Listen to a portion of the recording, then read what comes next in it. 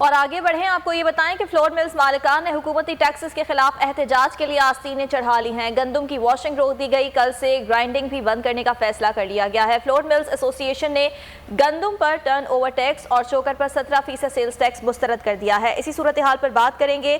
Chairman flour mills association Asim Raza Ahmad हमारे साथ मौजूद हैं। आसिम साहब, बहुत शुक्रिया आपके वक्त का। आप लोग कल से एहतजाज करने जा रहे हैं, तो ये कहिएगा कि इससे पहले हुकूमत से आप लोगों की कोई बातचीत हुई है इस मामले पर?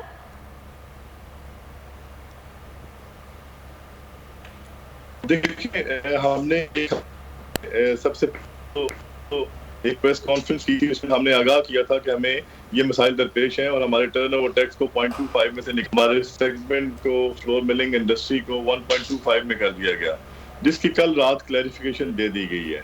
इसके साथ साथ जीएसटी बढ़ा था जो 17% था। अब 2019 में इसी गवर्नमेंट में शफकत जैदी साहब ने इसको विड्रॉ कर दिया था और जो अपने SROs हैं वो निकाल दिए थे और हमें किसी ने कोई डिस्टर्बेंस नहीं की थी। लेकिन उसके हवाले से अभी तक सिर्फ इजाफे की बात की गई है, लेकिन उसके अंदर जो उसका मुकम्मल ख़त्म करना है उसकी बात नहीं की गई। तो हमारी आज से पूरे पाकिस्तान में जो तमाम फ्लोर मिल्स हैं वो काम नहीं कर रही। कल से ग्राइंडिंग बंद की गई थी और आज से ग्राइंडिंग बंद है जी। कल से वॉशिंग बंद थी, आज से ग्राइंडिंग बंद है। तो आसिम साहब, ये बताया गया कि कितने फीसद इजाफा किया गया है सेल्स टैक्स में? 17% है। देखिए, पहले तो 0% था। हमें पिछले 2015 में जब एक दफा लगा तो उस टाइम भी खत्म कर दिया गया था। उसके बाद दोबारा जिस टाइम पे अपना 2019 में इस टैक्स की बात जीएसटी की गई, तो जीएसटी उस टाइम भी प्राइम मिनिस्टर हाउस में चेयरमैन एफबीआर के साथ जो मीटिंग हुई थी उसके अंदर इसको विड्रॉ कर लिया गया था।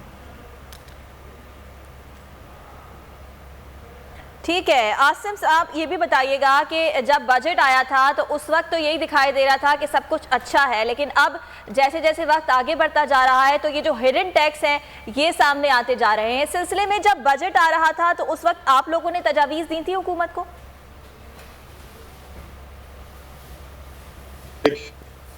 प्रपोज्ड बजट से तो उससे पहले कंसल्ट नहीं किया गया और जैसे आपने खुद ही कहा कि बजट आ रहा था तो कहा गया था किसी किस्म की कोई टैक्सेशन नहीं है। हमारे नॉलेज में भी यही बात थी और जिसमें जिस तरह हमारा अपना ज़ाती ये ख्याल था कि आटे के ऊपर प्राइम मिनिस्टर साहब की तरफ से नया टैक्स या कोई ऐसी चीज़ नहीं हो सकती, because he is very concern regarding this. और उन्होंने कैटेगोरिकली आटे की कीमतों की रिडक्शन के हवाले से बहुत सारी दफ़ा मीटिंग्स भी की और कहा भी। तो इसी वजह से हम ये समझते थे कि एफबीआर की ये गलती है कि उन्होंने इसको रिड्यूस्ड रेट में नहीं लिखा और जो क्लैरिफिकेशन आई है उसमें भी दे एक्सेप्टेड कि ये मिस्टेक हुई हमारे से और हमने इसको 0.25 वाले रिड्यूस्ड रेट में नहीं लिखा। लेकिन जीएसटी के हवाले से अभी तक कोई क्लियर चीज़ नहीं है, सिर्फ इतना क्लैरिफिकेशन में आया है कि हम उसको वापस कर रहे हैं।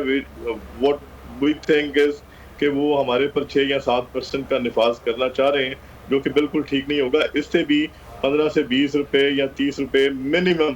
तो आसिम साहब, आप टैक्स की मद में बिल्कुल छूट चाहते हैं या चाहते हैं किसी हद तक जो है वो लगा दिया जाए टैक्स?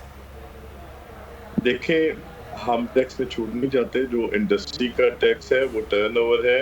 अगर गंदम की कीमतों में इजाफा होता है तो हमारा टर्नओवर बढ़ता है, हमारी प्रॉफिटेबिलिटी नहीं बढ़ती, ना ही हमें ग्राइंडिंग चार्जेस में कोई इजाफा मिलता है। अगर गंदम 600 रुपया थी और 600 से उठा के आज 1800 रुपया है तो हमारा टर्नओवर बढ़ा है। इस टर्नओवर के अंदर हमारी ग्राइंडिंग चार्जेस बहुत कम है। आप ये समझ लीजिए कि 4500 की गंदम है, सिर्फ 500 रुपया इसमें ग्राइंडिंग चार्जेस करके 5000 है। तो अब टर्नओवर किस वजह से है? वो गंदम की प्राइस किस वजह से बढ़ता है।